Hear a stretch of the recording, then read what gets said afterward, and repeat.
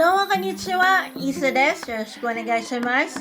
So, for today, I will teach you daily greetings in Japanese, or also known as Aisatsu.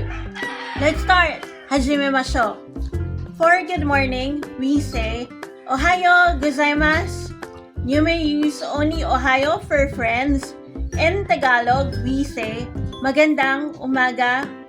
Next, for hello or good afternoon, we say Konnichiwa. In Tagalog, we say Kumusta na or Magandang hapon. Next, for good evening, we say Konbanwa. In Tagalog, we say Magandang gabi.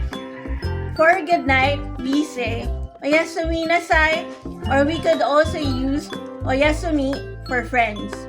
In Tagalog, we also often use the English word good night. Last bonus, we don't have this here in Tagalog or in Filipino, but I'll still share.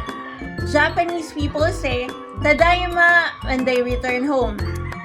Meanwhile, their family at home will say Okaeri nasai or simply Okaeri. I hope you learned something from me. Isa dashita. Mata laishu ne!